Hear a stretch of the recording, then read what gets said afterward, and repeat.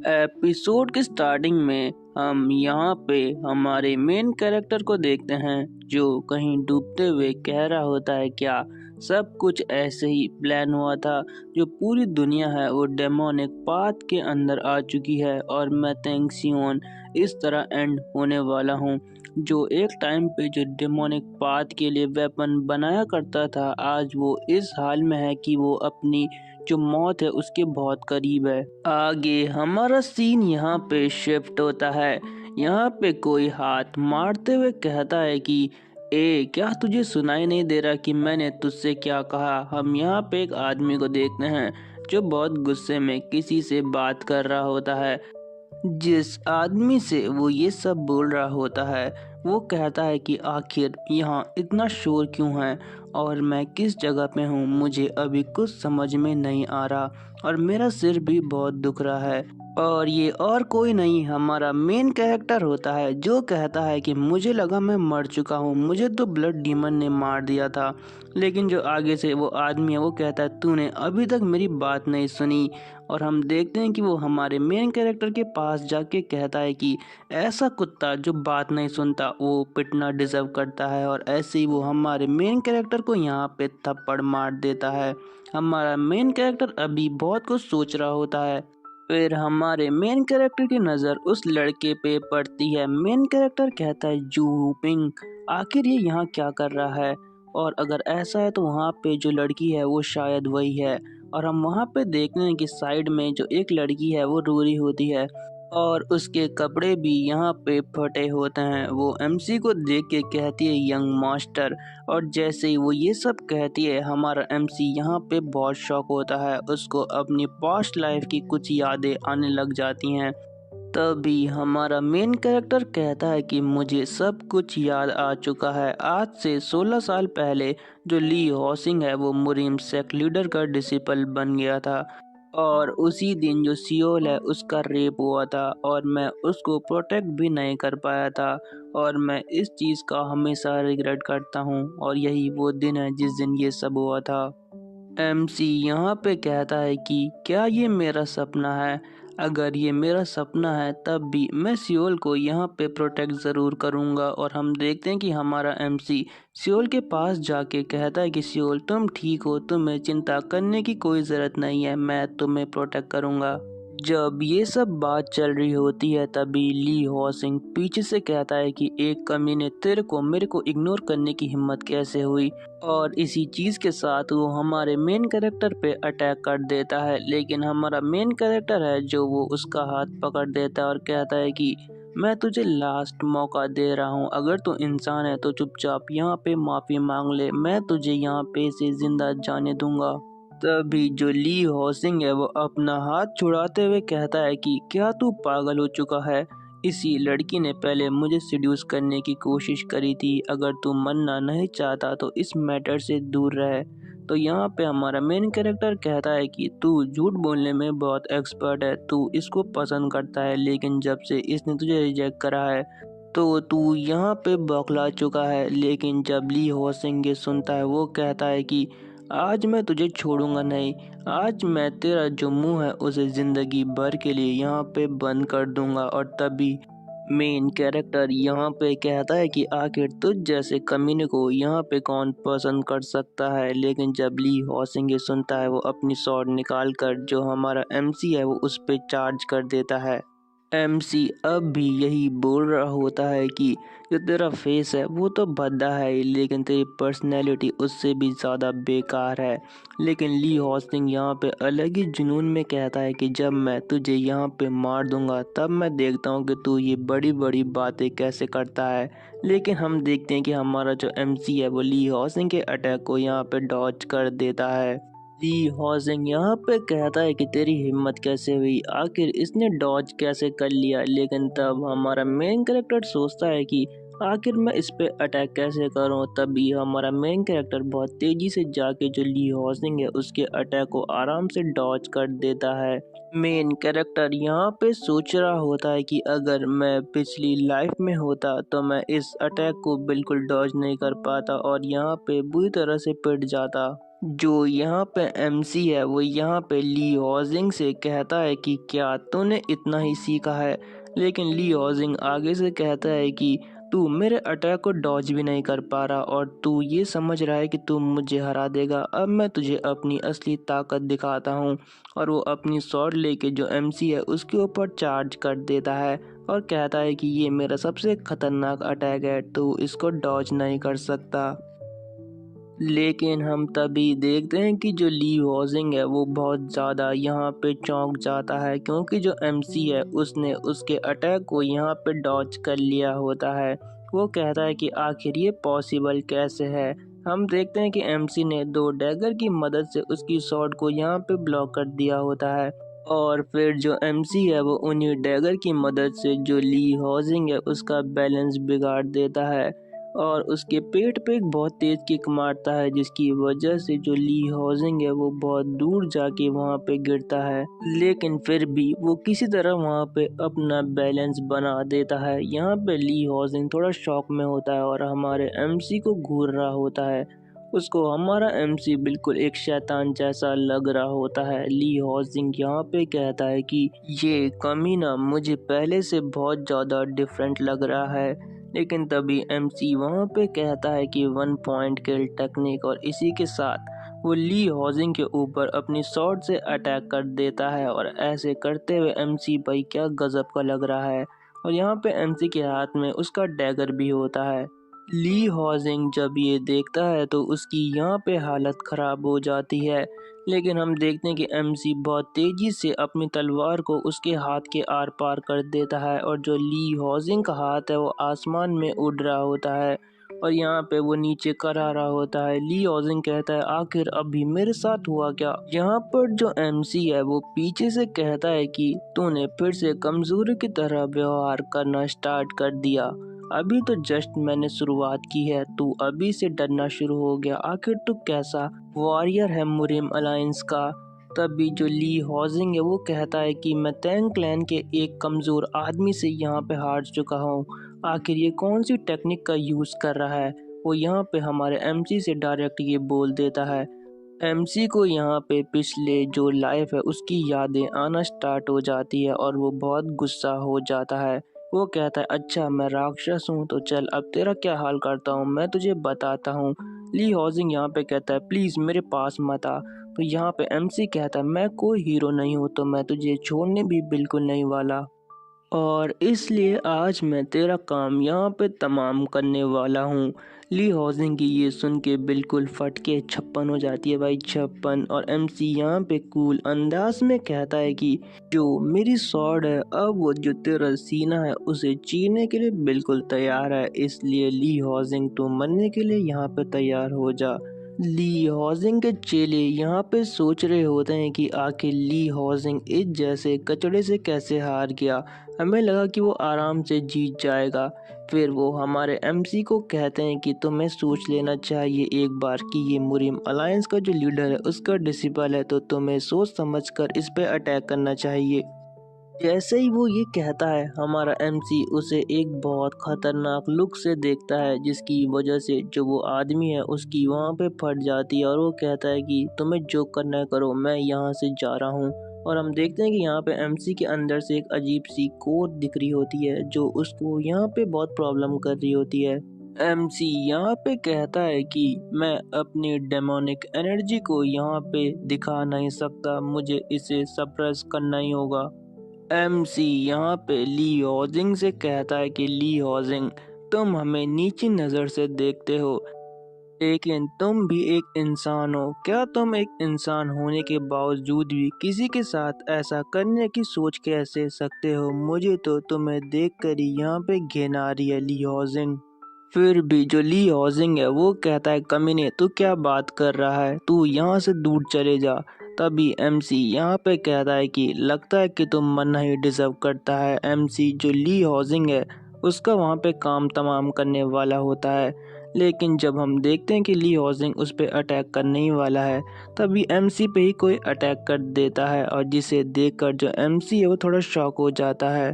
हम देखते हैं कि एमसी के हाथ पे एक जोर की लात आगे लगती है और वहाँ पे एक आदमी आ जाता है। वो यहाँ पे कहता है कि यंग मास्टर टैंग, यहाँ पे बहुत हो गया, आप ऐसा नहीं कर सकते। और हमारा यहाँ पे एमसी भी उस आदमी को देख रहा होता है जिसने एमसी पे अभी अटैक किया होता है। वहाँ पर और भी बहुत सारे गार्ड आ जाते हैं। उनका जो लीडर है वो कहता है कि अगर आप ऐसे ही यहाँ पे अटैक करते रहे तो हम यहाँ पे चुपचाप खड़े होके बिल्कुल नहीं देखने वाले। एमसी उनको देख के कहता है ये तो डायरेक्ट बॉडीगार्ड है, अलायंस लीडर के हर एक डिसेबल को ये बॉडीगार्ड दिए जाते हैं और इनका नाम है द स्कॉट ड्रैगन गार्ड्स। वो गार्ड यहाँ पे ली हॉजिंग को देख के कहता है ये कितना बड़ा बेवकूफ़ है जो इस हाल में यहाँ पे पहुँच चुका है। एमसी यहाँ पे कहता है कि ये तो ड्रैगन स्क्वाड गार्ड का लीडर सन वूगोंग है। अच्छा, तो ये पहले से ही इतने कमीने थे, तभी मैं सोचूं इन्होंने वो हादसा आखिर किया कैसे। मेरी पिछली लाइफ में इन सब ने ली हॉजिंग के साथ मिलके जो मुरिम अलायंस है उसे धोखा दिया था और उसी की वजह से द सिचुआन ब्लड डिजास्टर हुआ था जिसमें बहुत सारे मुरिम अलायंस के जो लोग थे वो मारे गए थे क्योंकि इन्होंने हमें धोखा दे दिया था। और लास्ट में जो मुरिम अलायंस की 30% फोर्स थी वो यहाँ पे सिर्फ इनकी वजह से मारी गई थी। आज चाहे कुछ भी हो जाए मैं इन गद्दारों को यहाँ से जिंदा नहीं जाने दूंगा।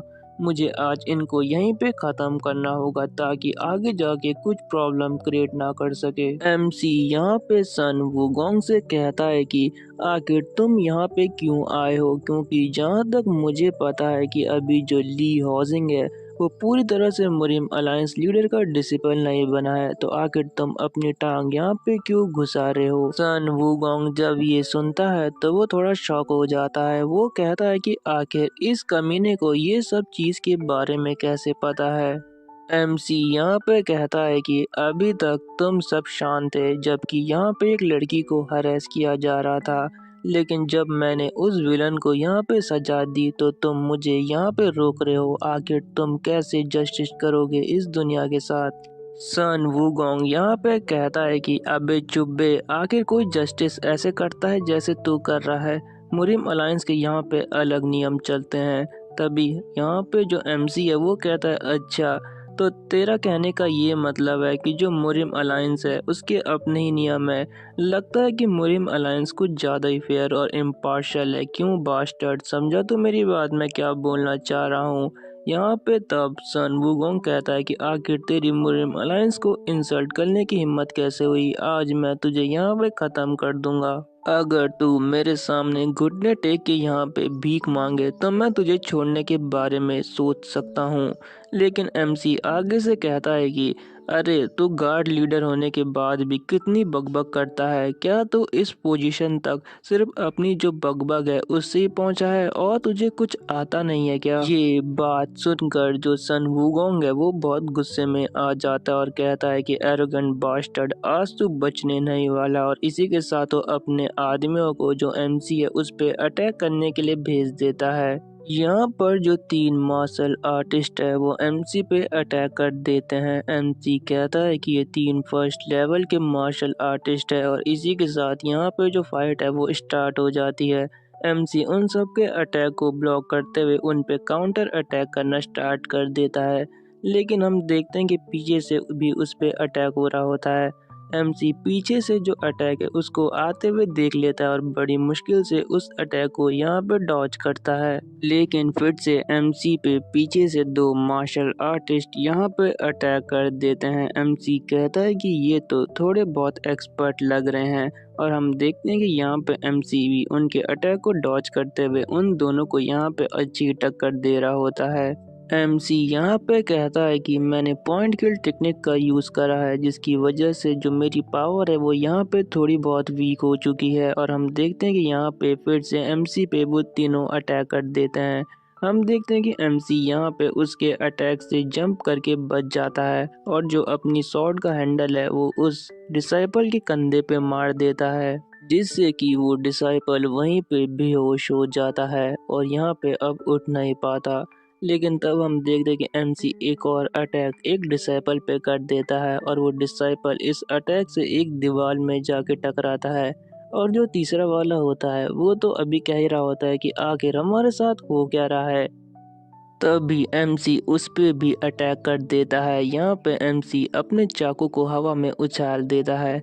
वो जो डिसाइपल है वो कहता है, बास्टर्ड, आखिर तू क्या करने की कोशिश कर रहा है। लेकिन हम देखते हैं कि एमसी आसमान में जाकर जो उस मार्शल आर्टिस्ट है या डिसाइपल है उस पे फिर से अटैक कर देता है और कहता है कि लगता है कि तुम्हारी ट्रेनिंग में थोड़ी बहुत कमी रह चुकी है, उसे मैं पूरा कर दूंगा।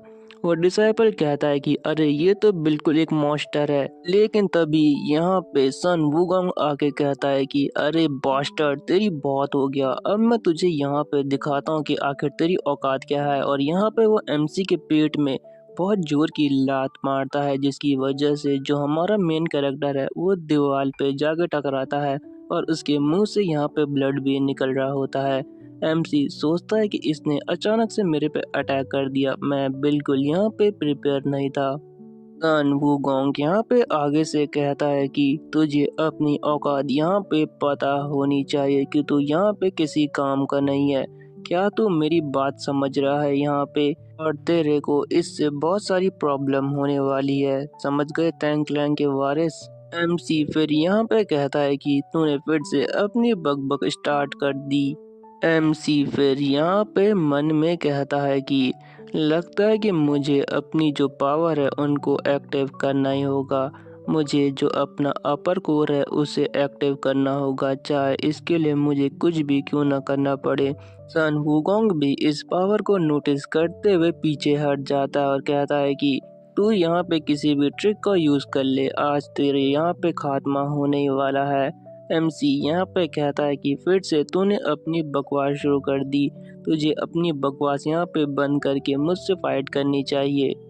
और इसी के साथ वो दोनों यहाँ पे अपनी अपनी पावर को एक्टिव कर देते हैं। सन वुगोंग यहाँ पे कहता है कि लगता है कि तू आज सच में मरना चाहता है, तो ले अब मेरे इस अटैक को संभाल। और यहाँ पे एमसी भी बहुत तगड़े तरीके से यहाँ पे खड़ा होता है। लेकिन तभी यहाँ पे एक अजीब सी चीज होती है, जो डैगर एमसी ने पिछली लाइफ में डिमोनिक कल्ट के लीडर को मारने के लिए बनाया था, वो अचानक उसके सामने आ जाता है। एमसी कहता है कि आखिर ये डैगर यहाँ क्या कर रहा है। और हम देखते हैं कि सन वुगोंग भी एमसी को मारने के लिए आगे बढ़ रहा होता है। एमसी फिर कहता है क्या ये मेरे साथ यहाँ तक आ चुका है। लेकिन तब हम फिर से सन वुगोंग को देखते हैं, जो कहता है कि अब तेरा खेल यहाँ पे खत्म। एमसी यहाँ पे कहता है चाहे कुछ भी हो, अब मेरे पास ये डैगर है तो मुझे इसका इस्तेमाल तो यहाँ पे करना ही होगा। और फिर हम देखते हैं कि जो एमसी है वो उस डैगर को अपने हाथ में लेके एक बहुत खतरनाक सा अटैक करना स्टार्ट कर देता है और कहता है कि मुझे एक स्ट्राइक में ये ख़त्म करना होगा। लेकिन तभी वहाँ पे फिर से एक और अजीब चीज़ होती है, एक गोल्डन लाइट वहाँ पे आसमान में आ जाती है, जिसकी वजह से जो वो दोनों हैं उन दोनों के अटैक वहाँ पे नलीफाई हो जाते हैं और यहाँ पे उन सब की बॉडी भी काम नहीं कर रही होती है।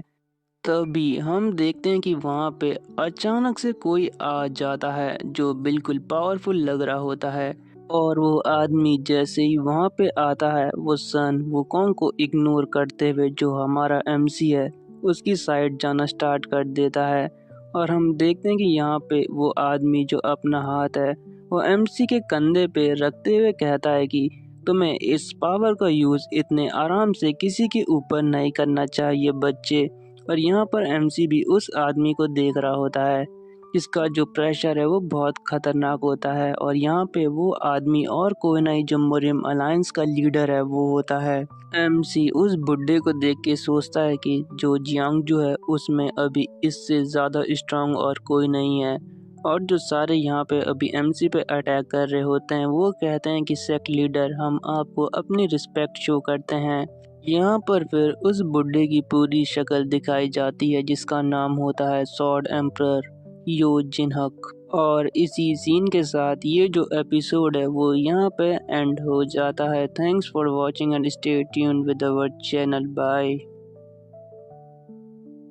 एपिसोड के स्टार्टिंग में हम यहाँ पर हमारे एमसी को मुरिम अलायंस के लीडर के सामने देखते हैं। यहाँ पर एमसी कहता है कि पिछली लाइफ में जब ब्लड कल्ट ने सब जगह तबाही मचाई हुई थी और जो बाकी सारे क्लैन थे उन सब ने यहाँ पर घुटने टेक दिए थे। और वो सब जो ब्लड कल्ट है उसके साथ शामिल हो गए थे।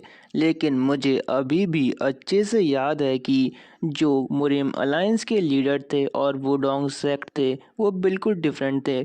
उन्होंने यहाँ पर ब्लड कल्ट के सामने बिल्कुल हार नहीं मानी। मुरिम अलायंस के जो लीडर हैं उन्होंने ब्लड कल्ट के सामने बिल्कुल हार नहीं मानी। वो हमेशा से ब्लड कल्ट को यहाँ पे ख़त्म करने के लिए तैयार रहते थे। लेकिन जब तक उनकी मौत नहीं हो गई, उनकी मौत मेरे बनाए हुए आर्टिफैक्ट से ही हुई थी और मैं इस चीज़ के लिए रिग्रेट भी करता हूँ। तभी हमारी स्टोरी यहाँ पे प्रेजेंट में आती है।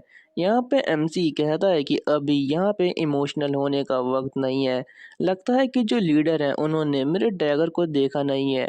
ये तो बहुत अच्छी बात है। यहाँ तक कि जो ब्लड डीमन है उसने भी मेरे डैगर को नोटिस नहीं किया था। लेकिन अभी प्रॉब्लम ये है कि जो यहाँ पे मुरिम अलायंस के लीडर हैं वो मुझे चाहे तो एक पल में यहाँ पे ख़त्म कर सकते हैं। तो मुझे यहाँ से बचने का कोई रास्ता ढूंढना ही होगा। तभी जो मुरिम अलायंस के लीडर हैं वो यहाँ पे कहते हैं कि आखिर ये चीज़ पॉसिबल कैसे है। मैं उस चीज़ को बिल्कुल नहीं देख पा रहा हूँ। मैं अपनी लाइफ में ये चीज़ पहली बार फील कर सकता हूँ।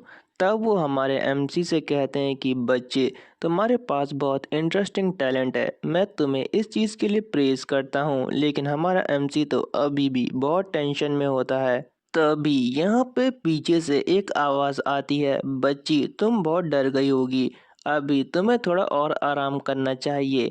जब तक कि यहाँ पे का सारा मैटर सॉल्व नहीं हो जाता, तुम थोड़ी और देर आराम यहाँ पे करो। एमसी उस लेडी को देख के सोचता है कि आखिर ये है कौन और मैं इनकी प्रेजेंस भी यहाँ पे महसूस नहीं कर पाया। लेडी यहाँ पे मुरिम अलायंस के लीडर से कहती है कि अरे बुड्ढे, तुम वहां से अचानक गायब क्यों हो गए? पता है कि तुम्हें ढूंढने में मुझे कितनी प्रॉब्लम हुई। तो यहाँ पे मुरिम अलायंस का लीडर कहता है कि मुझे एक कोर एनर्जी सेंस हुई थी, इसलिए मैं यहाँ पे जल्दी से चले आया। मुझे इसके लिए माफ कर दो युआन। और यहाँ पे जैसे ही एमसी ये नाम सुनता है वो बहुत शॉक हो जाता है। वो कहता है ये तो वही लेडी है। फिर हमें उस लेडी के बारे में यहाँ पे बताया जाता है जिसका नाम यौन होता है और वो एक डिवाइन नन होती है। एमसी जब इन दोनों को यहाँ पे देखता है तो सोचता है कि आखिर सिचुएशन इतनी ज़्यादा कॉम्प्लिकेटेड कैसे हो गई, आखिर यहाँ पे हुआ क्या है ऐसा। तभी हमें 15 मिनट पहले का सीन दिखाया जाता है जहाँ पे जो मुरिम अलायंस के लीडर और यौन है वो साथ में बैठ के यहाँ पे टी पी रहे होते हैं। यहाँ पर जो यौन है वो मुरिम अलायंस के लीडर से कहती हैं कि वो लोग कभी चेंज नहीं होने वाले। जो मुरिम अलायंस है उसमें अब भी बहुत सारे लोग हैं जो अपने सही रास्ते को यहाँ पे भटक चुके हैं। यहाँ पे मुरिम अलायंस लीडर मन में सोचते हैं कि मैं इसीलिए यहाँ पे मुरिम अलायंस का लीडर बना था, लेकिन अभी तक मैं कुछ भी चेंज नहीं कर पाया। यौन फिर से यहाँ पे कहती है कि क्या तुम्हें सच में लगा था कि तुम इस दुनिया को इतनी आसानी से चेंज कर दोगे? तुम तो बहुत स्टूपिड हो ताओइस्ट। और यहाँ पे वो दोनों ऐसे ही बात कर रहे होते हैं। तभी यौन आगे से फिर कहती है कि तुम्हें सारा बर्डन अपने इन कंधों पे नहीं लेना चाहिए। तुम्हें बस यहाँ पे एंजॉय करके बैठना चाहिए। ये सुन के जो मुरिम अलायंस के लीडर है वो यहाँ पे हल्का सा हंसना स्टार्ट कर देते हैं। लेकिन तभी उनको एक बहुत खतरनाक एनर्जी सेंस होती है और उसके बाद हम देखते हैं कि जो यहाँ पे योन है वो कहती है कि ए बुड्ढे, हंसना बंद कर। तभी हम देखते हैं कि यहाँ पे मुरिम अलायंस के लीडर तो गायब हो जाते हैं। योन यहाँ पे कहती है कि ये बास्टर्ड आखिर गया कहाँ। और तभी हमारी स्टोरी यहाँ पे फिर से प्रेजेंट में आती है। यहाँ पर जो योन है वो ली हॉजिंग को यहाँ पे चेक कर रही होती है। जो मुरिम अलायंस के लीडर हैं वो कहते हैं कि क्या तुम इसे यहाँ पे बचा सकती हो। हम देखते हैं कि यहाँ पर जो यौन है वो कुछ खतरनाक ही बोलती है। वो कहती है कि इस पे जो अटैक करे गए हैं वो बहुत खतरनाक है। अगर यहाँ पे ग्रैंड लियो भी इसका इलाज करें तब भी इसका ठीक होना बहुत मुश्किल है। यहाँ पर जो सन वुगोंग है वो भी ये सब चीज सुन रहा होता है। वो कहता है कि आखिर अब मैं इन सब चीजों को यहाँ पे संभालूं कैसे। आगे यहाँ पे जो लियोन है वो कहती है हमारे एमसी से, बच्चे क्या तुमने इस पे उन्हीं टेक्निक का यूज करा है? ये बहुत खतरनाक है। तुमने जरूर इन पे अनऑर्थोडॉक्स मार्शल आर्ट का यूज करा है। जैसे ही मुरिम अलायंस लीडर ये सुनते हैं वो उन तीनों के ऊपर एक बहुत प्रेशर डाल देते हैं। बेसिकली डालते हमारे एमसी के ऊपर ही है, पर पड़ सब में जाता है ना, घुन भी तो पिसता है गेहूं के साथ। तभी जो कमीना सन वुगोंग है वो भी कहता है कि डिवाइन फिजिशियन यहाँ पे बिल्कुल सही बोल रही है। ये कचड़ा एक थर्ड रेट वॉरियर है और इसके साथ इसने फर्स्ट रेट वॉरियर को हरा दिया। आखिर ये पॉसिबल कैसे है? मैं इसके साथ लड़ना बिल्कुल नहीं चाह रहा था। कमीना कितना झूठ बोल रहा है यहाँ पे। यहाँ पे सन वुगोंग फिर से कहता है कि लेकिन मेरे पास कोई चॉइस नहीं थी। तभी अलायंस लीडर यहाँ पे हमारे एमसी से कहते हैं कि बच्चे तुम मुझे इन सब चीज़ों को कैसे एक्सप्लेन करने वाले हो। एमसी यहाँ पे प्रेशर से खड़ा होता हुआ कहता है कि यहाँ पे एक्सप्लेन करने लायक कुछ नहीं है। ये सब मेरे टैंग क्लैन की टेक्निक है जिनकी मदद से मैंने इन्हें हराया है। भले ही यहाँ पे जो मेरा क्लैन है वो डिस्ट्रॉय होने की कगार पे है, लेकिन जो मेरा खून है वो अभी भी सेम है। जो भी मेरे क्लैन के मेंबर पे हाथ लगाने की कोशिश करेगा मैं उसका हाथ यहाँ पे काट डालूंगा। और अब से जो मेरी यहाँ पे पोलाइटनेस है वो ख़त्म होती है। अगर तुम मुझे यहाँ पे रोकना चाहते हो तो चलो आ जाओ, देखते हैं कि आज कौन किसके सामने कितनी देर टिकता है। और ये भाई किससे कह रहा है भाई, वो मुरिम अलायंस का लीडर है, थोड़ी तो शर्म कर ले भाई एमसी। जब मुरिम अलायंस का लीडर ये बात सुनता है तो भाई वो तो बिल्कुल गुस्सा हो जाता है। वो यहाँ पे कहता है कि क्या तू अपने एक्शंस की वजह से यहाँ पे मरना चाहता है? क्या तुझे मौत से डर नहीं लगता? और यहाँ पर वो एमसी पे प्रेशर डालना स्टार्ट कर देते हैं। फिर हम उनकी आंखों को देखते हैं जो गोल्डन लाइट में चमकने लग जाती हैं और यहाँ पे जो एमसी है उसको उसके प्रेशर से बहुत दिक्कत हो रही होती है।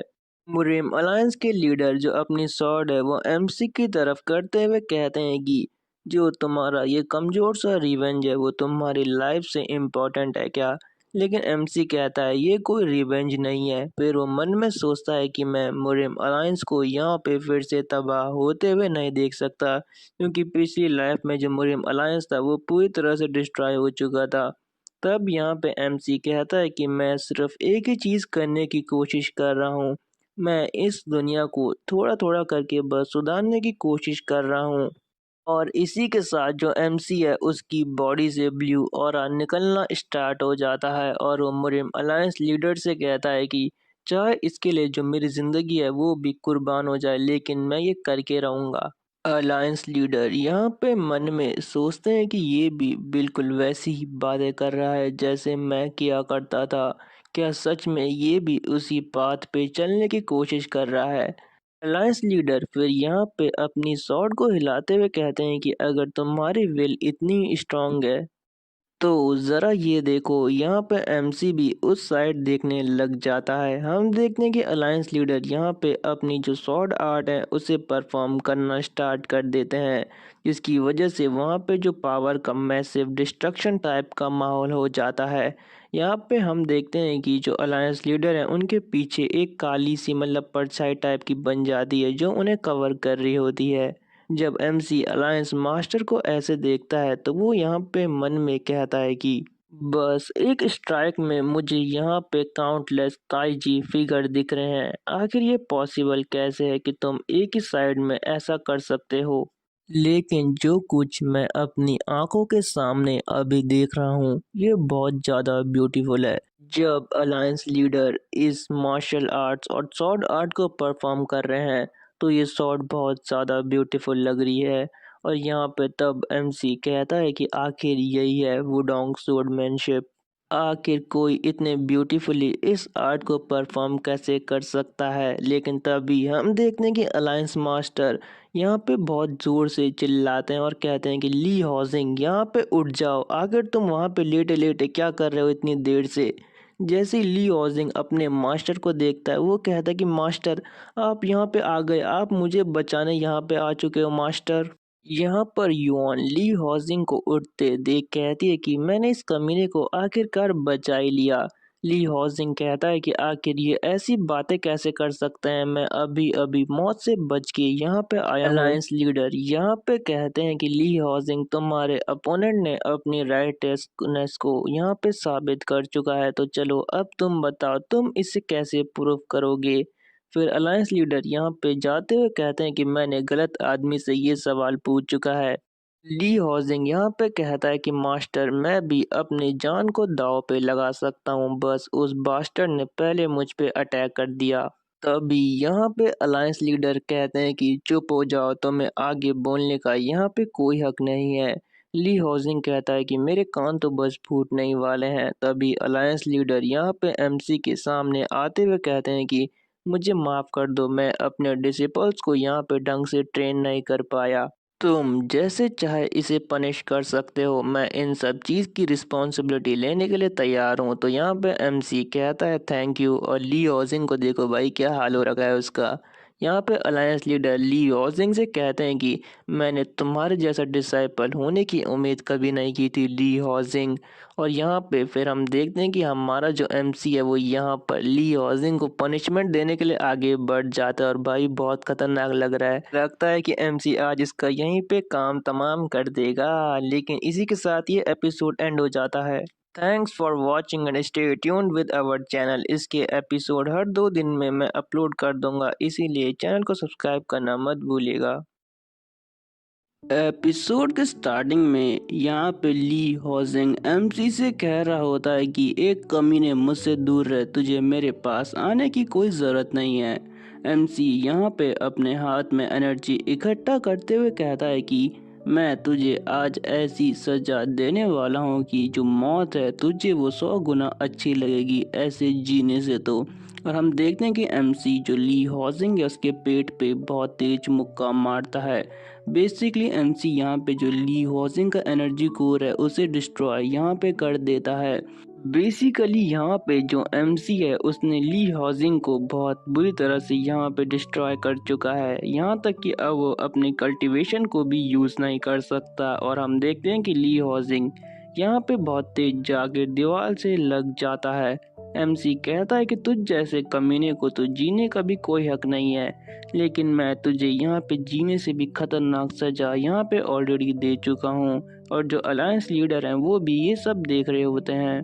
पीछे से अलायंस लीडर यहाँ पे कहते हैं कि तुम इन्हें भी कुछ पनिशमेंट दो, इन्होंने भी तुम्हें परेशान किया है। तो यहाँ पे एमसी सोचता है कि अगर अलायंस लीडर ने इनको धोखा देने के लिए नहीं कहा तो आखिर कौन था, मुझे यहाँ पे उसको ढूंढना ही होगा। तब तक के लिए इन तीनों को या इस स्क्वाड को यहाँ पे जिंदा रहना होगा। एमसी यहाँ पे अलायंस लीडर से कहता है कि आपने भी मेरी बदतमीजी को यहाँ पे माफ़ करा था, तो मैं भी आपको ये करके यहाँ पे रिपे करना चाहता हूँ। फिर जो एमसी है वो यहाँ पे अपने जो क्लैन की लड़की है उसे उठा के वहाँ से जाना स्टार्ट कर देता है। अलायंस लीडर यहाँ पे एमसी से कहते हैं कि अगर तुम्हारे पास थोड़ा टाइम हो तो मैं तुम्हारे क्लैन आके तुमसे मिलना चाहूँगा। एमसी कहता है कि अगर आप चाय पीने आएंगे तो मैं ज़रूर आपका वहाँ पे स्वागत करूँगा। आगे हमें बताया जाता है कि जो तैंग क्लैन है वो तैंग माउंटेन पे सिचुएटेड है। भले ही इस माउंटेन का नाम पहले कुछ और था, लेकिन बाद में सब इसे तैंग माउंटेन के नाम से जानने लगे। और इसी माउंटेन के बीच में हमारा सिचुआन तैंग क्लैन है, और यहीं हमारा मेन मैनर लोकेटेड है। लेकिन अब जो हमारा सेक्ट है उसकी जो रेपुटेशन है वो इतनी अच्छी नहीं है, क्योंकि हमारे क्लैन को टॉप 7 ग्रेट सेक्ट में से निकाल दिया गया है, और हमारी जो फोर्स है वो भी बिल्कुल आधी हो चुकी है।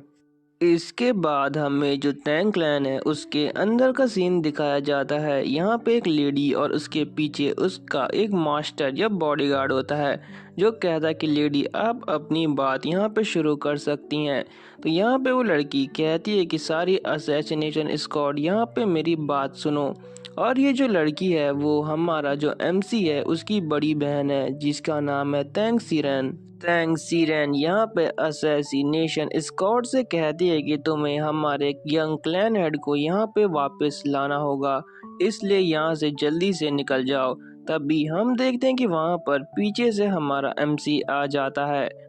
एमसी की सिस्टर भी यहाँ पर जो एमसी है उसे देख लेती है और कहती है कि तैंग सिहून, आखिर तुम कहाँ से आ रहे हो। हम यहाँ पर देखते हैं कि जो तैंग सिहून है वो कहता है कि आखिरकार मैं यहाँ पहुँच ही गया। और उसकी पीठ पे हम उसी लड़की को भी देखते हैं जिसे हमारा एमसी बचा के यहाँ पे लाया है। ये इसी के क्लैन की कोई मेंबर होगी।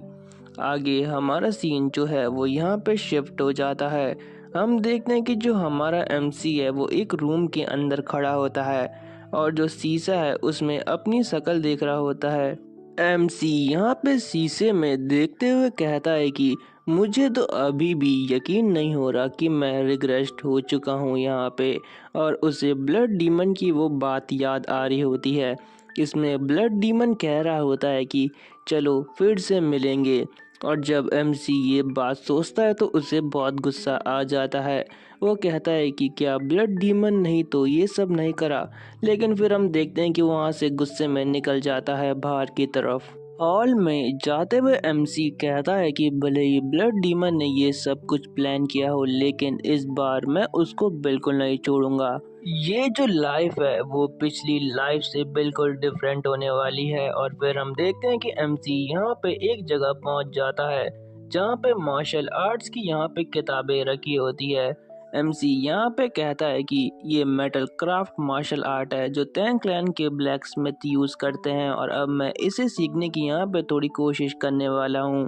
एमसी आगे कहता है कि ये जो टेक्निक है ये मुझे मेरी जो पिछली लाइफ है उसके बारे में याद दिलाती है। हम देखते हैं कि पिछली लाइफ में भी एमसी ने इससे प्रैक्टिस करने की कोशिश की होती है लेकिन वो इसमें पूरी तरह से फेल हो जाता है क्योंकि ये टेक्निक जो एमसी है उसके लिए बनी ही नहीं थी, जिसकी वजह से जो एमसी का यहाँ पे एनर्जी कोर था वो भी थोड़ा बहुत डैमेज हो जाता है। लेकिन ये जो मार्शल आर्ट्स थी ये रीजनरेटिव एबिलिटी के लिए बहुत बढ़िया थी लेकिन ये उतनी ही पुअर जो एनर्जी कोर में एनर्जी जमा करने के लिए यूज होती है उसमें उतनी ही वीक थी। लेकिन मेरे पास और कोई ऑप्शन नहीं था इसलिए मैंने इसमें ही एडवांस किया था। गाइस मुझे पता है कि यहाँ पे स्टोरी थोड़ी सी बोरिंग लग रही है तो मैं आपको शॉर्ट में बता देता हूँ। जो एमसी की मार्शल आर्ट है इसी की मदद से एमसी जो आर्टिफैक्ट है उन्हें बना सकता है जो डिवाइन आर्टिफैक्ट होते हैं। और पिछली लाइफ में एमसी इन्हीं की मदद से वो आर्टिफैक्ट बना पाया था लेकिन उस प्रोसेस में जो उसकी एनर्जी कोर थी ना वो डैमेज हो गई थी जिसकी वजह से वो मार्शल आर्ट में थोड़ा वीक हो गया था।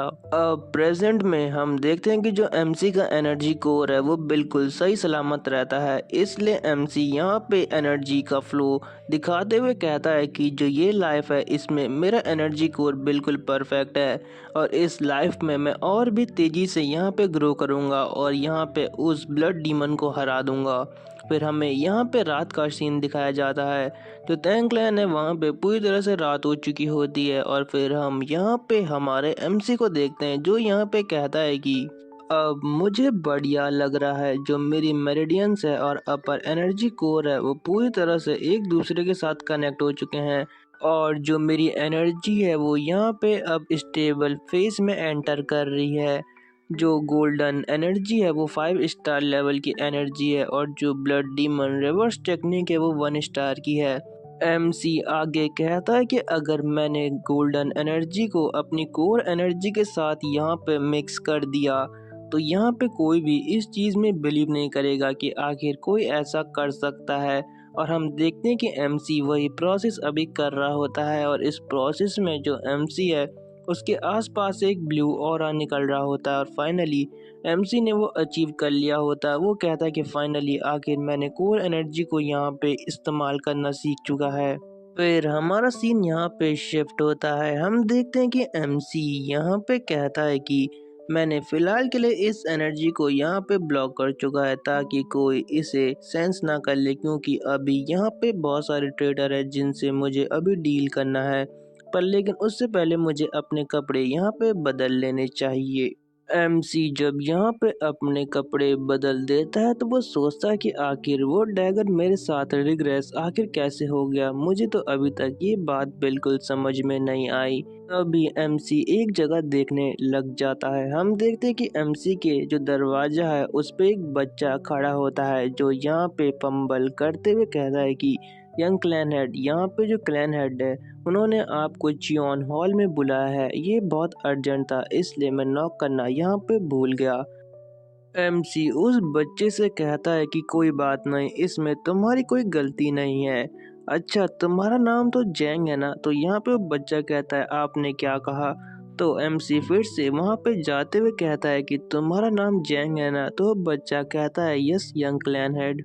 एमसी खुश होते हुए कहता है कि तुमसे मिलके यहाँ पे मुझे बहुत खुशी हुई। और फिर हम देखते हैं कि एमसी यहाँ पे चियानवू हॉल के लिए निकल जाता है और फाइनली एमसी चियानवू हॉल में यहाँ पे पहुँच भी जाता है। लेकिन एमसी को अंदर से उन एल्डर्स की बकबक करने की आवाज़ आ रही होती है। और फिर इसी सीन के साथ जो एमसी है वो जो चियानो हॉल है उसमें एंटर कर जाता है, जिसमें उसके फादर जो क्लैन हेड है वो भी बैठे होते हैं। और आसपास हम बहुत सारे एल्डर्स को भी देखते हैं जो एमसी को यहाँ पे घूर रहे होते हैं। एमसी जब क्लैन हेड की तरफ जा रहा होता है तो हम देखते हैं कि उसे यहाँ पे बहुत गुस्सा आ रखा होता है। उसे याद आता है कि कैसे पिछली लाइफ में उसका क्लैन यहाँ पे डिस्ट्रॉय हो गया था और उसके फादर और जो लॉयल एल्डर थे वो भी यहाँ पे मारे गए थे।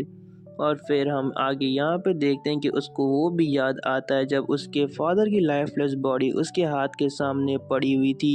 फिर एमसी यहाँ पे बहुत बैडेस्ट तरीके से अपने घुटनों पे आते हुए कहता है कि थैंक्स सीहोन। यहाँ पे जो क्लैन हेड है उन्हें अपने रिस्पेक्ट यहाँ पे शो करता है, तो होपफुली आप मेरी रिस्पेक्ट को यहाँ पे एक्सेप्ट करेंगे। और फिर से एमसी को अपने पास्ट के वो बुरे ख्याल याद आ रहे होते हैं और यहाँ पे वो फिर क्लैन हेड से कहता है कि आपके ऑर्डर पे मैं यहाँ पे आ चुका हूँ क्लैन हेड। और फिर हम देखते हैं कि आगे से जो क्लैन हेड है वो कहते हैं कि चलो तुम वहाँ से खड़े हो सकते हो। और ये हमारे एमसी के फादर होते हैं जिनका नाम होता है तेंग म्यूवुल। एमसी यहाँ पे कहता है कि थैंक यू क्लैन हेड। और जैसे ही एमसी यहाँ पे खड़ा होता है पीछे से एक एल्डर कहता है कि तुम ऐसे अजीब सा एक्ट क्यों कर रहे हो, तुम्हें यहाँ पे थोड़ा ठीक से व्यवहार करना चाहिए। और इसी सीन के साथ ये जो एपिसोड है वो यहाँ पे एंड हो जाता है। Thanks for watching and stay tuned with our channel. Bye. Episode के स्टार्टिंग में यहाँ पे एमसी कहता है कि अभी टैंकलैंड डेंजर में है तो मुझे इसको ढंग से हैंडल करना होगा। एमसी दो एल्डर के सामने जाते हुए कहता है कि लगता है कि आप बहुत अच्छी तरह आर्गुमेंट कर रहे हैं, तो चलो बताओ कि आखिर दिक्कत क्या है। और एमसी मन में कह रहा होता है कि यही वो दो कमीने हैं जो हमें धोखा देने वाले हैं। तभी उन एल्डर में से एक हाथ उठाते हुए कहता है कि मैं इस कन्वर्सेशन को कंटिन्यू करना चाहता हूँ। इस एल्डर का नाम यहाँ पे तैंग होयुल होता है। तैंग होयुल यहाँ पे एमसी से कहता है कि क्या तुम्हें पता भी है कि तूने यहाँ पे कितनी बड़ी प्रॉब्लम क्रिएट कर चुकी है। अगर तू चाहता है कि तैंग क्लैन यहाँ पे सही सलामत रहे तो चुपचाप यहाँ पे मुरिम अलायंस के लॉ इन्फोर्समेंट हॉल के सामने जाके अपनी गलतियों को यहाँ पे मान ले। एमसी यहाँ पे तैंग होयुल को देख के सोचता है कि ये उन दोनों में से एक कमीना है जिसने हमारे क्लैन को यहाँ पे धोखा दिया था। ये बहुत लालची इंसान है, लेकिन अब मैं पास्ट में वापस आ चुका हूँ तो मैं ये इंश्योर करूँगा कि जो तूने अभी तक सारी प्लानिंग करी है मैं उस प्लानिंग को यहाँ पे डिस्ट्रॉय कर दूं और साथ ही साथ तुझे भी यहाँ पे डिस्ट्रॉय कर दूं। एमसी यहाँ पे फिर से कहता है कि जो पास्ट है वो अभी फ्यूचर बन चुका है और मुझे अच्छे से याद है टैंग होयुल ने अचानक से कहा कि वो हमारे क्लैन को यहाँ पे छोड़ के जा रहा है। मैंने उसे रोकने की यहाँ पे बहुत कोशिश करी तो टैंग होयुल ने यहाँ पे कहा था कि ये बिल्कुल सच है, मैं यहाँ से जा रहा हूँ। तो मैंने उससे कहा था कि अगर माने ई-स्कॉट एजेंसी डिसअपियर हो गई तो टैंग क्लैन यहाँ पे डिस्ट्रॉय हो जाएगा। तो टैंग होइल ने आगे से कहा था तूने सही कहा, मैं यही तो चाहता हूँ। तो मैंने उससे वापस पूछा कि अंकल आखिर आप ऐसा क्यों कर रहे हो। तो इस कमीने ने वहाँ पे कहा था कि बच्चे तू अभी तक नहीं समझा कि आखिर तेरे साथ हुआ क्या है। टैंग मेहुल ने मेरे से मेरे क्लैन हेड की पोजीशन छीन ली। मैंने इस दिन का कितने साल से इंतजार किया है और कितनी प्लानिंग करी है और अब जाके जो टैंग क्लैन है वो मेरा होने वाला है। प्रेजेंट में यहाँ पे एमसी कहता है कि पिछली लाइफ में मैंने गोल्डन एनर्जी को 5 स्टार तक यहाँ पे ट्रेन नहीं करा था और साथ ही साथ मुझे डिवाइन आर्टिफैक्ट की टेक्निक भी नहीं आती थी। लेकिन इस बार ऐसा कुछ नहीं है। टैंक क्लैन यहाँ पे फाइनेंशियल कारण से तो ख़त्म बिल्कुल नहीं होगा और ना ही इस पे ब्लड कल्ट अटैक कर पाएगा क्योंकि इस बार मैं यहाँ पे हूँ। तभी यहाँ पे दूसरे एल्डर टैंग होयुल से कहते हैं कि आखिर क्या तुम्हारा दिमाग यहाँ पे खराब हो चुका है। इनका नाम होता है टैंग जुन। ये मुझे अच्छे एल्डर लग रहे हैं। टैंग जुन यहाँ पे कहते हैं कि क्या तुम्हें पता है कि जो भी आज तक मुरिम अलायंस के लॉ इन्फोर्समेंट हॉल में गया है वहां से आज तक सही सलामत वापस नहीं आया है। तो यहाँ पे टैंग हुयुल कहता है कि आप बिल्कुल सही कह रहे हैं, मैं भी यही सोच रहा था। अगर ऐसी बात है तो हमारे पास कोई दूसरा प्लान होना चाहिए ताकि टैंग क्लैन यहाँ पे सरवाइव कर सके। टैंग होयुल अपनी कुर्सी से उठते हुए यहाँ पे एक एल्डर से कहता है कि क्या आपके पास ऐसा कोई रास्ता है कि अगर हम पे अटैक हो तो कोई मास्टर उसे रोक सके। और ये होते हैं चीफ स्टुअर्ट जिनका नाम होता है संजियोन। और यहाँ पे बाकी एल्डर भी कहते हैं कि अगर मुरिम अलायंस का लीडर यहाँ पे आ गया तो हम सबका खात्मा यहाँ पे तय है। एमसी इस सिचुएशन को देखते हुए मन में सोचता है कि टैंग होइल की स्कीम की वजह से क्लैन दो हिस्सों में बढ़ चुका है। और आजकल तो जो सीचुआन का टैंग क्लैन है उसमें फाइटिंग स्पिरिट मिलना भी बहुत मुश्किल है। इन सब की जो सिचुएशन है वो डर के मारे यहाँ पे खराब हो रही है। आगे हम देखते हैं कि एमसी कहता है कि जो मेरी पिछली लाइफ थी उसमें मैं भी बिल्कुल ऐसे ही कर रहा होता, लेकिन इस बार सब चीज़ बिल्कुल डिफरेंट होने वाली है। मैं अपने सारे एनिमीज को वो रिपे करूंगा जो उन्होंने मेरे क्लैन के साथ पिछली लाइफ में किया था। तभी टैंग होयुल एमसी से कहता है कि जरा मुझे बताना कि तुमने मुरिम लीडर के डिसाइबल को हराया कैसे। कहीं तुमने फॉरबिडन टेक्निक का यूज तो नहीं करा। तो यहाँ पे एमसी कहता है कि नहीं, आप बिल्कुल गलत कह रहे हैं। और मन में कहता है कि इसे तो मैं बाद में आराम से देखूंगा, आपको मुझसे ये क्वेश्चन नहीं पूछना चाहिए। तभी हम देखते हैं कि टैंग होयुल यहाँ पे अपनी एनर्जी रिलीज करते हुए कहता है कि क्या तुमने क्या कहा, यहाँ कोई मजाक नहीं चल रहा। और मन में सोचता है कि ये एक थर्ड लेवल का मार्शल आर्टिस्ट है, ये मेरी एनर्जी को बिल्कुल नहीं सह सकता। लेकिन हम देखते हैं कि एमसी जो टैंग होयुल की एनर्जी है उसे आराम से वहाँ पे एंड्योर कर रहा होता है और टैंग होयुल को यहाँ पे बहुत घूर रहा होता है। हम देखते हैं कि तभी अलायंस लीडर यहाँ पे कहते हैं कि सब के सब यहाँ पे शांत हो जाओ। क्लैन लीडर यहाँ पे एमसी से कहते हैं कि आखिर तुम मुझे बताओगे कि तुमने यहाँ पे अलायंस लीडर के डिसाइपल से यहाँ पे फाइट क्यों करी। तो एमसी यहाँ पे कहता है कि फादर, मैं आपको बिल्कुल डिटेल में बताने वाला हूँ कि आखिर मैंने उससे यहाँ पे फाइट क्यों की। बाद में हम यहाँ पे देखते हैं कि कोई कह रहा होता है कि तुमने फालतू में सिर्फ लाइफ एंड डेथ ड्यूएल करी है, बाकी कुछ नहीं। और तुम इसे एक एक्सप्लेनेशन कह रहे हो। ये और कोई नहीं, टैंग होयुल बोल रहा होता है। टैंग होयुल यहाँ पे आगे कहता है, क्या तुम्हें पता है कि तुम्हारी वजह से हमारे क्लैन पे यहाँ पे कितनी बड़ी मुसीबत आ चुकी है। बिल्कुल तुम एक शेमलेस की तरह बात यहाँ पे कर रहे हो। एमसी आगे से कहता है कि क्या आपको पता है कि हमारे क्लैन का असली मतलब क्या है। तो यहाँ पे टैंग होइल कहता है कि आखिर तुम अचानक से बात को डाइवर्ट करने की कोशिश क्यों कर रहे हो। तभी एमसी कहता है कि जो हमारा टैंग क्लैन है उसके जो प्रिंसिपल्स हैं वो एक ही है कि हमें जो लोग हैं उन्हें प्रोटेक्ट करना चाहिए, खासकर जो अपने क्लैन के मेंबर हैं उन्हें हमें अपने जान से भी ज़्यादा प्रोटेक्ट करना चाहिए। और चाहे इसमें हमारी जान भी क्यों न चली जाए, हमें यहाँ पे पीछे बिल्कुल नहीं हटना चाहिए। और यही हमारा जो टैंक क्लैन है वो हमें सिखाता है। तो आप आखिर कैसे ये बात बोल सकते हैं कि तुमने वहाँ पे फाइट क्यों करी, क्योंकि हमारा क्लैन आखिर इसी की वजह से जाना जाता है। ये सुन के जो क्लैन हेड है वो भी थोड़ा शॉक हो जाते हैं। एमसी आगे कहता है कि क्या अब आप कहेंगे कि मैंने वहाँ पे कुछ गलत करा है। क्या मैं जो वो बास्टर्ड है उसे सियोल को वहाँ पे हरेस करने देता, क्या आप यही चाहते थे।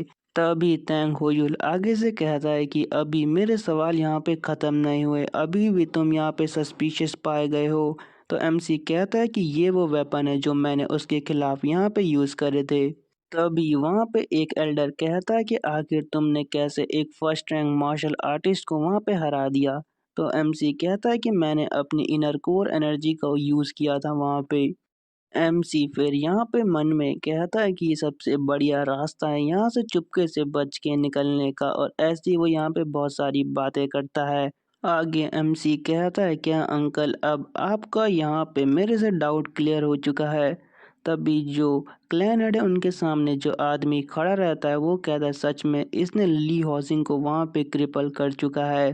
वो आगे एमसी से कहता है लेकिन तुम्हारी एनर्जी तो यहाँ पे बिल्कुल नॉर्मल लग रही है, आखिर ऐसे यहाँ पे कैसे हो सकता है। एमसी कहता है कि वहाँ पे जो मरियम अलायंस के लीडर थे उनके साथ एक फिजिशियन भी थी जिन्होंने मेरी बॉडी को वहाँ पे चेक किया था। जब तैंग होयून ये सुनता है वो कहता है कि आखिर तुम यहाँ पे कितना झूठ बोलोगे, लेकिन तभी बाहर से एक आदमी आते हुए कहता है क्लैन हेड यहाँ पर एक मुसीबत आ चुकी है, आपको जल्दी यहाँ पे बाहर आना चाहिए। लेकिन तभी उसके बगल से वही गोल्डन रोशनी निकलती है जो हमने पहले देखी थी और जो अलायंस लीडर हैं वो चुपचाप यहाँ पे अंदर आना स्टार्ट कर देते हैं और हमारा जो एमसी है उसके कंधे पे हाथ रखते हुए कहते हैं बच्चे हम बहुत जल्दी यहाँ पे मिल चुके हैं। और तभी हमें बताया जाता है कि जो अलायंस लीडर है वो यहाँ पे पहुँच चुके हैं और इसी सीन के साथ ये एपिसोड एंड हो जाता है। Thanks for watching. एपिसोड की स्टार्टिंग में यहाँ पे जो तैंग म्यूल हैं वो अलायंस लीडर से कहते हैं कि मुझे यहाँ पे माफ़ कर दीजिए, मैं आपको यहाँ पे अच्छी तरह रिसीव नहीं कर पाया। तो आगे से अलायंस लीडर कहते हैं कि नहीं, इतनी फॉर्मेलिटी की यहाँ पे कोई ज़रूरत नहीं है, तुम यहाँ पे कुछ ज़्यादा ही परेशान हो रहे हो। तो यहाँ पे जो क्लैन हेड है वो कहते हैं कि आपका शुक्रिया कि आपने हमें इस चीज़ के लिए यहाँ पे माफ़ कर चुका है, लेकिन मैं एक बात कह दूं कि कहीं आप यहाँ पे कुछ इशू क्रिएट करने तो नहीं आए हैं। जैसे ये बात तैंग होयुल सुनता है वो कहता है कि क्लैनेड, जैसे ही तैंग होयुल ये सुनता है वो कहता है क्लैनेड क्या तुम्हारा दिमाग खराब हो चुका है, आखिर अलायंस लीडर यहाँ पे आए हैं तो तुम उनसे ऐसे बात कैसे कर सकते हो। ये तो हमारे लिए होनर की बात है कि अलायंस लीडर खुद चल के हमारे क्लैन में आए हैं। अलायंस लीडर भी यहाँ पे ये सब सुन रहे होते हैं। आगे से तैंग हुयुल कहता है कि अलायंस लीडर आपका यहाँ स्वागत है, मैं यहाँ का चीफ स्कॉट हूँ। अलायंस लीडर भी आगे से कहते हैं अच्छा चीफ स्कॉट। फिर वो अपनी एनर्जी रिलीज करते हुए कहते हैं कि तुम्हें हमें इंटरप्ट करने की यहाँ पे कोई ज़रूरत नहीं, क्या तुम यहाँ पे समझ गए। और यहाँ पे तैंग हुयुल की हालत बहुत ख़राब हो जाती है और वो कहता है कि मुझे माफ़ कर दीजिए अलायंस लीडर। तभी यहाँ पे एमसी अलायंस लीडर से कहता है कि अगर आप यहाँ पे ऐसे ही एक्ट करते रहे तो मैं आपको यहाँ पे चाय भी नहीं पिला पाऊँगा। तो यहाँ पे अलायंस लीडर कहते हैं कि हाँ मुझे भी अपने आप पे थोड़ा कंट्रोल रखना चाहिए था, लेकिन उससे पहले मैं जो तैंग क्लैन है उनसे एक बात कहना चाहता हूँ। फिर अलायंस लीडर यहाँ पे जो तैंग क्लैन के सारे लोग हैं उनसे हाथ जोड़ के यहाँ पे कहते हैं कि मैं तुम सबसे यहाँ पे माफ़ी मांगता हूँ क्योंकि मेरी वजह से तुमको यहाँ पे बहुत सारी प्रॉब्लम फेस करनी पड़ी थी। मैं यहाँ पे जो अपने डिसिपल्स हैं उन्हें कंट्रोल में नहीं रख पाया और ये मेरे मास्टर होने पे मेरे लिए एक बहुत बड़ा दाग पैदा करता है। इसलिए मैं आप सबसे यहाँ पे अपने अलायंस और तैंग क्लैन के जो सारे लोग हैं उनसे यहाँ पे माफ़ी मांगता हूँ और मैं इसके लिए सफिशिएंट कंपनसेशन भी देने के लिए तैयार हूँ। जो यहाँ पे क्लैन हेड होते हैं वो यहाँ पे अलायंस लीडर से कहते हैं कि हमने तो कोई इन्वेस्टिगेशन या कंप्लेंट की ही नहीं है, तो आखिर ये सब हुआ कैसे। तो यहाँ पे अलायंस लीडर कहते हैं कि ये सब तुम्हारे बेटे ने करा है खुद से। वैसे जो तुम्हारा यहाँ पे बेटा है वो बहुत टैलेंटेड है। तो आगे से क्लैन हेड कहते हैं कि अलायंस लीडर हम आपकी कंपनसेशन यहाँ पे एक्सेप्ट नहीं कर सकते, बस मैं ये चाहता हूँ कि जो मुरिम अलायंस है वो इस मैटर में यहाँ पे स्टेप इन ना करे। तभी हम देखते हैं कि यहाँ पे एमसी सोचता है कि क्विंजी से पक्का फॉल्स रूमर फैला के इन सब चीज़ों को कवर करने की कोशिश कर रहा होगा। मेरी पिछली लाइफ में क्विंजी सेक्ट ने तैंग क्लैन को डायरेक्ट यहाँ पे एम करा था और इस पे अटैक किया था। यहाँ पर जो अलायंस लीडर है वो कहते हैं कि क्लैन लीडर आपको यहाँ पे टेंशन लेने की कोई ज़रूरत नहीं है, मैं यहाँ पे सब कुछ संभाल लूँगा और जो क्विंजी सेक्ट है वो आपका यहाँ पे कुछ भी बिगाड़ नहीं सकता, क्योंकि जब तक आप मेरे अंडर में है तब तक आपका यहाँ पे कोई भी कुछ बिगाड़ नहीं सकता। एमसी यहाँ पे सोच रहा होता है कि ये तो बहुत बढ़िया हुआ, मैंने क्विंजी सेक्ट को यहाँ पे पिन डाउन कर चुका है। तभी अलायंस लीडर यहाँ पे एमसी से कहते हैं कि अच्छा मैं तुमसे एक बात कहना चाहता हूँ बच्चे, क्या तुम उस चीज़ को यहाँ पे एक्सेप्ट करोगे। अलायंस लीडर यहाँ पे थोड़ा सीरियस हो जाते हैं और वो एमसी से कहते हैं कि क्या तुम मेरे डिसिपल बनना चाहते हो? और ये सुन के वहाँ पे सारे के सारे लोग बहुत ज़्यादा शॉक हो जाते हैं। यहाँ तक कि जो क्लैन हेड है वो भी थोड़ा सा यहाँ पे शॉक हो जाते हैं। एमसी यहाँ पे सोचता है कि आखिर अचानक से ये क्या हो गया, आखिर ये मुझे ऐसा ऑफर क्यों दे रहे हैं। पीछे दो एल्डर बात करते हुए कहते हैं कि लगता है कि जो हमारे क्लैन हेड है वो मुरिम अलायंस लीडर के यहाँ पे 6 डिसिपल बनने वाले हैं। तो दूसरा एल्डर कहता है कि जो ली ओजिंग है उसे यहाँ पे एक्सपेल कर दिया गया है, जिसका मतलब है कि वो 5th डिसिपल यहाँ पे बनेंगे। क्लैन हेड के सामने जो आदमी खड़ा होता है वो कहता है कि अगर हमारे young clan head Murim alliance leader के यहाँ पे डिसिपल बन जाते हैं तो हमारा क्लैन शायद अपनी ग्लोरी को दोबारा वापस पा सकेगा। और हमारा अल्टीमेट मोटिव तो यही है कि जो हमारा तैंग क्लैन है वो फिर से अपने पैरों पे खड़ा हो सके। एमसी यहाँ पे थोड़ा परेशान दिख रहा होता है तो अलायंस लीडर आगे से कहते हैं कि अब जाके तुम अपने एज के बच्चों की तरह यहाँ पे व्यवहार कर रहे हो और ये देख के मुझे बहुत अच्छा लगा। एमसी यहाँ पे कहता है थैंक यू अलायंस लीडर। तभी तैंग होयुल यहाँ पे कहता है कि अगर इसने ये एक्सेप्ट कर लिया तो जो मैंने पावर बैलेंस यहाँ बना के रखा है वो सब कुछ एक ही वक्त में यहाँ पे बर्बाद हो जाएगा। एमसी यहाँ पे कहता है कि मैं इस ऑफर को यहाँ पे रिजेक्ट करता हूँ, लेकिन अलायंस लीडर कहते हैं गुड डिसीजन, कल तुम मेरे साथ यहाँ पे कैफेंग चलोगे। लेकिन यहाँ पे अलायंस लीडर ने पूरी बात तो सुनी नहीं, उनको लग रहा होता है कि एमसी ने यहाँ पे हाँ कहा है। लेकिन जब वो ये ढंग से सुनते हैं वो कहते हैं क्या क्या तुमने मुझे यहाँ पे मना किया, आखिर ये कैसे हो सकता है। आगे अलायंस लीडर कहते हैं कि मैं पहली बार इस तरह यहाँ पे रिजेक्ट हुआ हूँ, क्या तुम मुझे इसका रीज़न यहाँ पे बता सकते हो।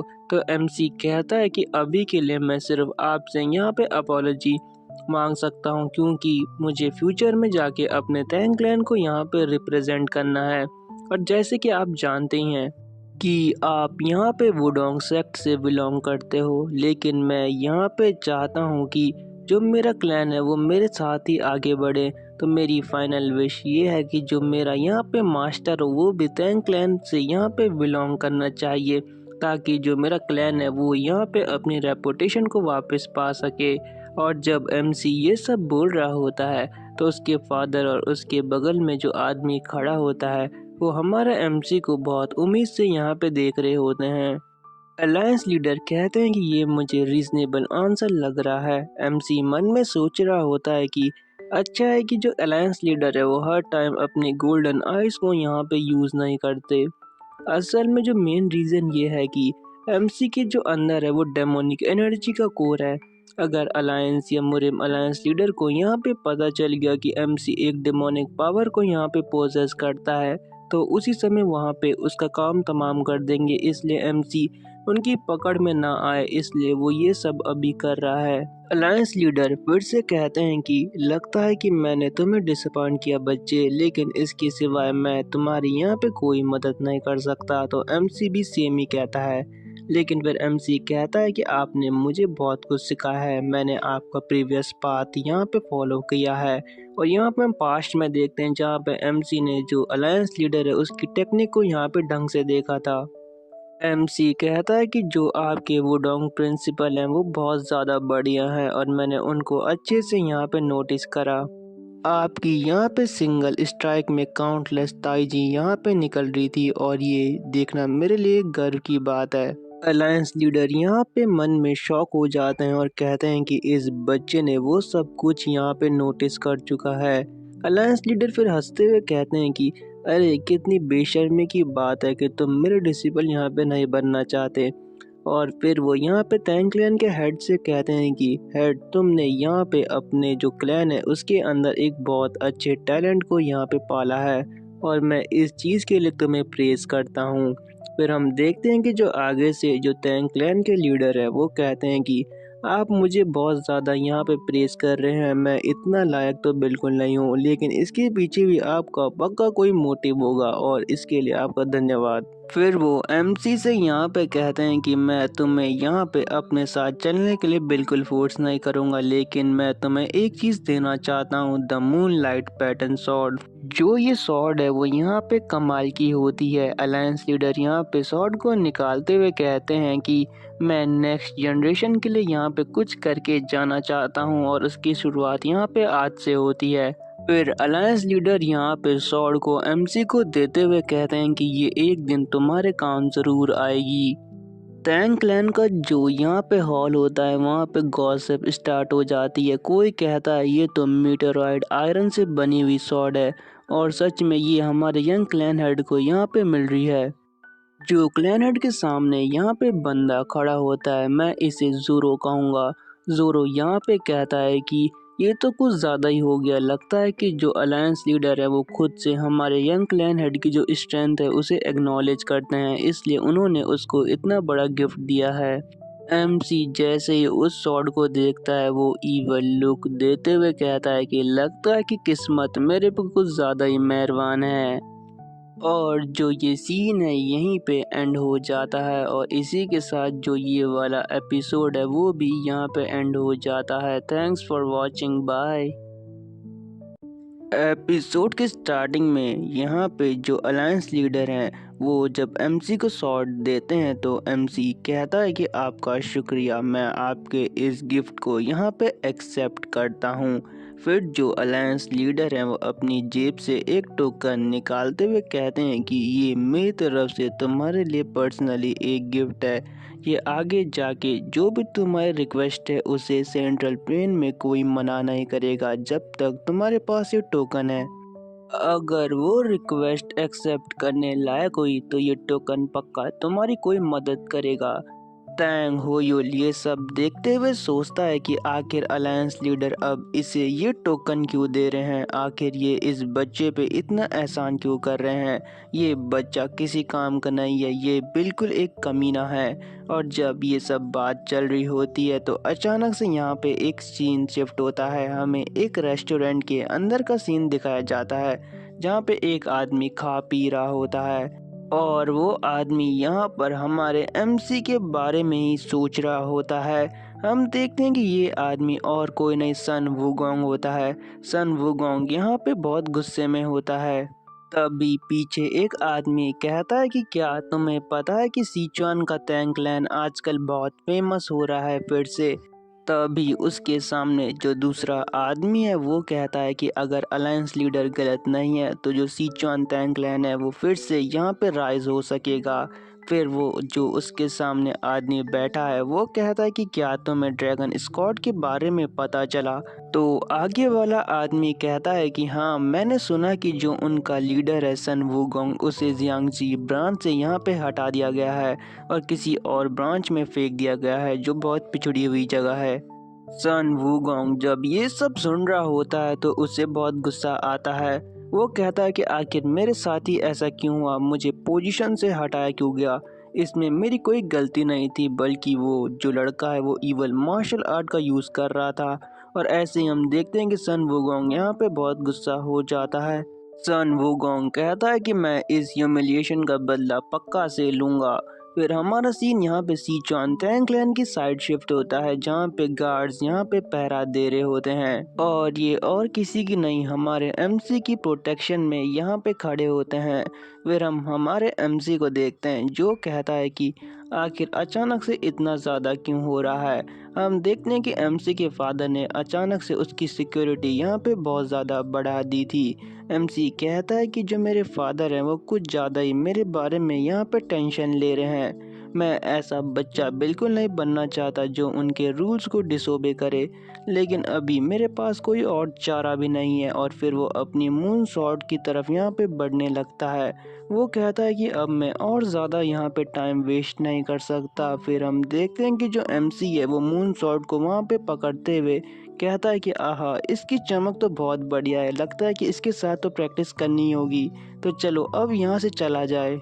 हम देखते हैं कि एमसी वहाँ पे गार्ड को देख रहा होता है और फिर हम देखते हैं कि उस गार्ड को भी यहाँ पे कुछ अजीब सा लगता है, लेकिन हम देखते हैं कि वहाँ पे कोई भी नहीं होता है क्योंकि हमारा एमसी पहले ही वहाँ पे छुप गया होता है। और फिर एमसी यहाँ पे अपनी पावर को रिलीज करते हुए वहाँ पे एक बहुत तेज छलांग मार के दूर भागना स्टार्ट कर देता है।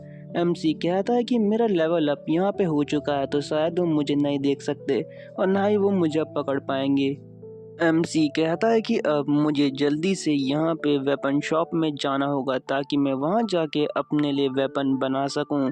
फिर हम देखते हैं कि एमसी जब जा रहा होता है तो कुछ देख के उसे बहुत तगड़ा झटका लगता है। हम देखते हैं कि वहाँ पे जो टैंक क्लैन का पुराना रेजिडेंस था वो होता है। हम देखते हैं कि जो टैंक क्लैन का रेजिडेंस था वो पूरी तरह वहाँ पे खंडर बन चुका था। यहाँ पे एमसी भी ये देख के बहुत उदास हो जाता है। वो कहता है कि जब ये गलियाँ चमकती थी तो कितनी सुंदर लगती थी, लेकिन अब देखो यहाँ पे क्या हाल हो चुका है, अब यहाँ से सब जा चुके हैं। फिर एमसी यहाँ पे कहता है कि बस कुछ और समय की बात है, मैं जो ये टैंक क्लैन है उसे फिर से वैसे ही फ्लरिश कर दूंगा जैसे ये पहले था। और फिर एमसी वहाँ से जाते हुए कहता है कि जो टैंक क्लैन है वो बहुत जल्द दोबारा से यहाँ पे प्रॉस्परस होने वाला है और मैं इस चीज़ का यहाँ पे वादा करता हूँ। फिर एमसी को हम देखते हैं कि वो एक जगह पहुँच जाता है और कहता है कि सब कुछ आखिरकार यहाँ से स्टार्ट हुआ था। और हम देखते हैं कि वो और कोई जगह नहीं आयरन हॉल होती है जहाँ पे वेपन मास्टरी की चीज़ें बनाई जाती हैं। एमसी उस दरवाजे के पास जाते हुए कहता है कि नॉर्मली यहाँ आने के लिए परमिशन चाहिए होती है, लेकिन इस टाइम ये प्लेस बिल्कुल खाली है तो कोई टेंशन लेने की ज़रूरत नहीं है। जैसे ही एमसी यहाँ पे डोर पे अपना हाथ बढ़ाता है, अंदर से हम देखते हैं कि एक आदमी अचानक से एमसी के सामने आ जाता है और कहता है कि यंग क्लैनहेड, आखिर आप इतनी रात को यहाँ क्या कर रहे हैं? आपको तो अपने रेजिडेंस में होना चाहिए था। एमसी उस आदमी से यहाँ पे कहता है कि मैं आपको यहाँ पे अपनी रिस्पेक्ट शो करता हूँ आयरन हॉल मास्टर। एमसी यहाँ पे मन में सोचता है कि मैं जिनको अवॉइड करना चाहता हूँ आखिर वही मेरे सामने यहाँ पे क्यों आ रहे हैं।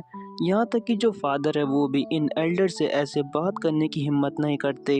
ये एक ऐसे एल्डर है जिन्हें तैंग सरनेम की ज़रूरत भी नहीं है और यहाँ पे ये एल्डर इतने ज़्यादा पावरफुल हैं कि ये यहाँ पे जो टैंक क्लैन है उनके लिए वेपन बनाते हैं और यहाँ पे आयरन होल के मास्टर हैं और फिर हमें उनकी शक्ल दिखाई जाती है।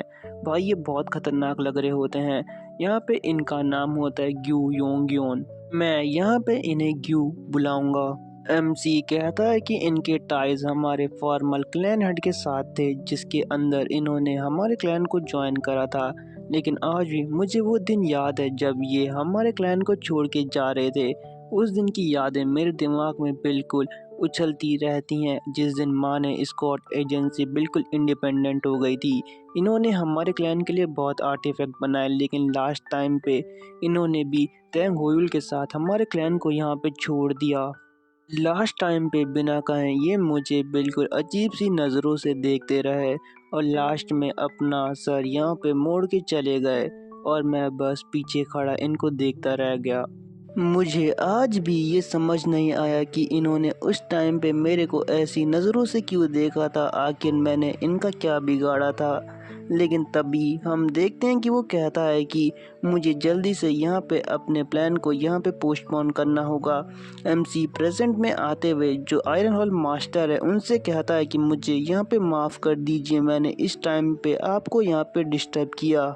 एमसी आगे कहता है कि मेरे दिमाग में एक आइडिया आया अचानक से, तो मैं जल्दी से यहाँ उस आइडिया को एग्जीक्यूट करने के लिए आ गया। जैसे ही आयरन हॉल मास्टर ये सुनते हैं वो एमसी से कहते हैं कि तुम जो चाहो वो कर सकते हो। एमसी को ये सुन के बिल्कुल यकीन नहीं होता। एमसी कहता है कि क्या मैं सच में अंदर जा सकता हूँ? तो यहाँ पे फिर से आयरन हॉल मास्टर कहते हैं हाँ, मैंने कहा हाँ। और इसी सीन के साथ ये एपिसोड यहाँ पे एंड हो जाता है। Thanks for watching.